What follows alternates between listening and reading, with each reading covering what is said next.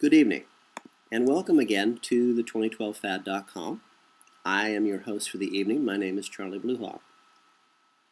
Last night, we chatted about out-of-place artifacts and what our true history on this planet is, and that we as a race, as a people, have been here for billions of years. Why would anyone want to hide the truth about who we are, where we come from? That's pretty easy. The masters, the elite, the committee of 300 want us to die. And they want us to die in great pain. In ignorance, there is always fear. And they want us to feel completely helpless in our own lives. Without a history, without a past as a foundation, you cannot build a future for yourselves, for your babies. Tonight, I thought we would chat about what I'm going to call the Monument Project. I realize that most of you will either ignore me completely in these broadcasts, or you'll just get a good laugh. That's okay. If I can entertain you, give you something to chuckle about, good for me. But let me ask you a question. What if I am right and you are wrong? And when you are staring at the rising water around your ankles and you suddenly feel that cold chill, not from the water, but from your guts, when you know that this is your end, the end of you and the end of your family, your pets, your life, what will your last thought be? I wondered about this since I have some free time on my hands, and unfortunately, I don't sleep anymore. And I seem to do the work of 7 people every day and have for the last 20, 30 years. So I guess I am what you can call a workaholic. Unfortunately, part of being a workaholic is I tend to think quite a lot. Frankly, I'd rather have a regular job, a big screen TV, and be watching the game with a beer in one hand and a woman in the other, and just letting the world slide by me. I'd be happy, to be honest with you. Well, maybe after the event, we'll record some games. I'm sure we can make our own beer. Well, actually, we are, actually. That's a funny thing. People think when they listen to me talk that we're going to be in a concrete bunker, a Quonset hut with some cots and a camp stove. No, not in the slightest. We're talking about a full village. We're talking about cattle for meat and dairy and leather. We're talking goats and sheep and alpaca for wool and milk for cheese. We're talking chickens, turkeys for eggs and meat. We're talking about big screen TVs with full libraries of DVDs and full libraries of books. We're talking about having nightclubs and restaurants, about having 5-course meals, gardens and museums, libraries, schools.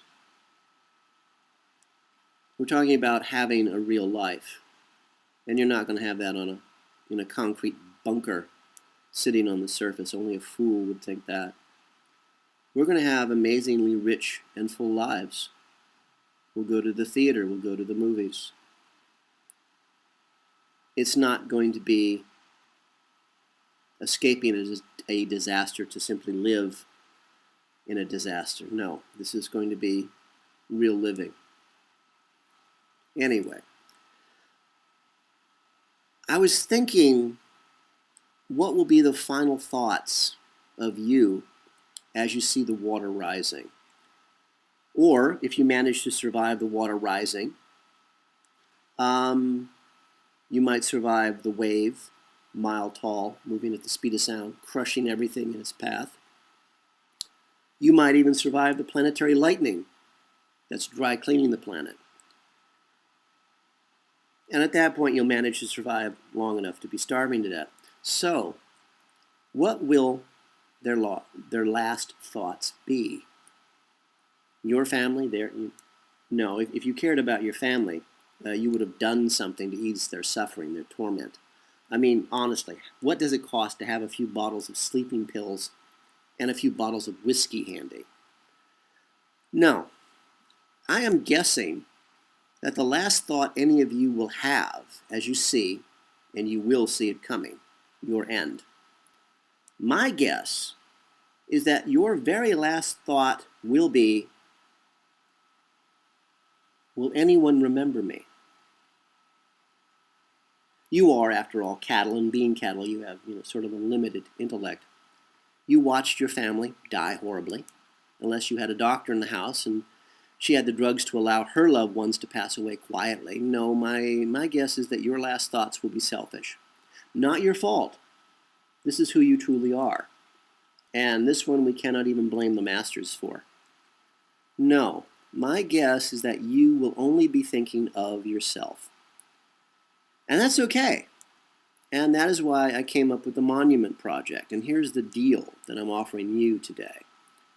For an investment of $1,000 each per name, we will, after the event, erect a stone monument in your honor. There'll be a nice metal plaque, and on that plaque we will engrave the names of each of you who invested $1,000 in our Village in the Mountains project.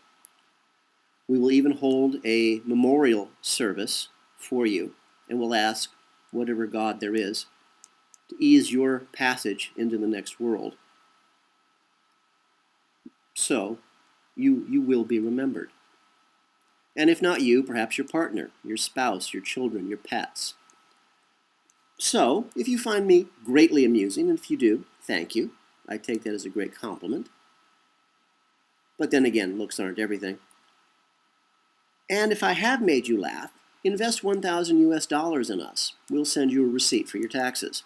We are a for-profit organization, so sorry, no tax write-offs go with this. This is a pure investment in you, in memory of you. On our homepage, you will see a donation button. Go ahead and hit that. Send us $1,000 as an investment. If I have amused you at all, we will send you a receipt for your taxes. Again, we are a for-profit organization. No tax write-offs here. This is a pure investment in your memory. For the rest of you who cannot, will not join, just send us money and we'll add your name to the monument. You will be remembered.